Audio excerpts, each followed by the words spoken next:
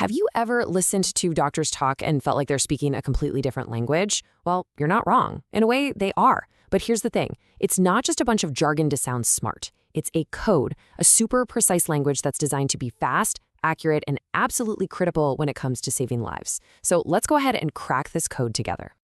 Okay, picture this. You're an EMT and you get handed a patient's chart that looks like this. To most of us, this just looks like alphabet soup, right? But for a medical pro, this isn't just a random list. It's a story. And hidden inside this jumble of letters are all the clues you need to save this person's life. So, how do you do it? How do you crack the code? Well, that's exactly what we're about to do.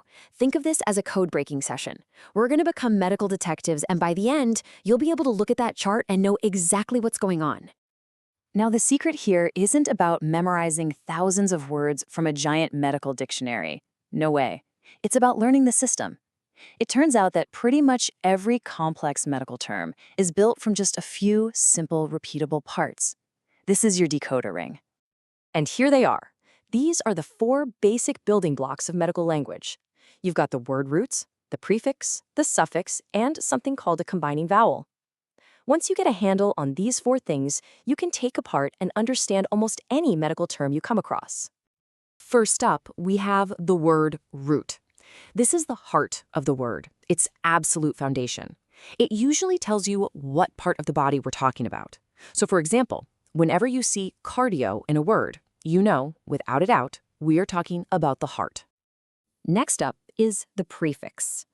This little piece comes at the very beginning of the word, and its job is to add a little more detail. It might describe a location or how fast something is happening. So if you tack on the prefix tachy, you know things are moving rapidly. And then, all the way at the other end of the word, you'll find the suffix. This part tells you what is happening to the body part from the word root. Are we talking about a procedure, a condition, a disease? A super common one you'll see is itis, which always means inflammation. And finally, we have the glue that holds these pieces together, the combining vowel. It's almost always the letter O. And really, it's just there to make these long, clunky words a bit easier to say. I mean, without it, gastroenterology becomes gastroenterology, a total tongue twister. So we have our building blocks. Now it's time for the really fun part. Let's start snapping them together and see how these simple parts combine to create real meaning. This is where the code breaking really comes to life.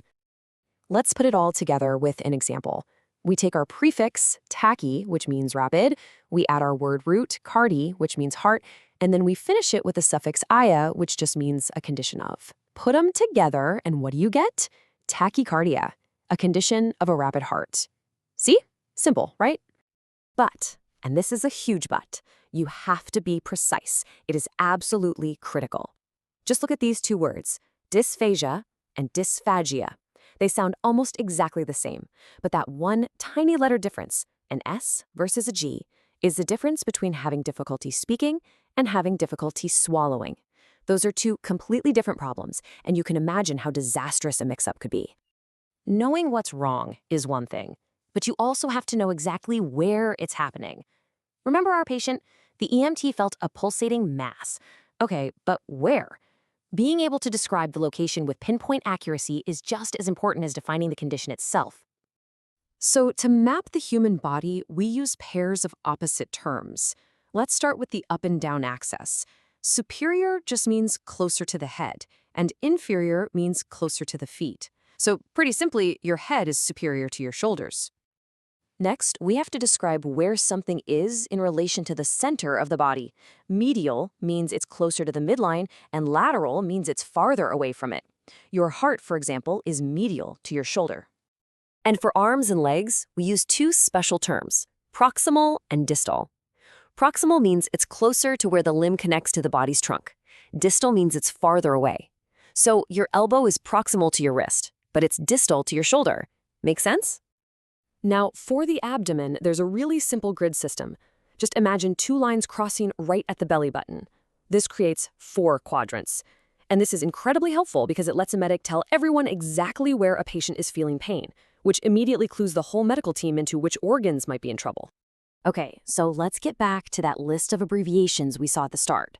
Shorthand like this saves precious seconds in an emergency. But It's a double-edged sword. If you're not careful, if you're not precise, these abbreviations can lead to some really dangerous mistakes.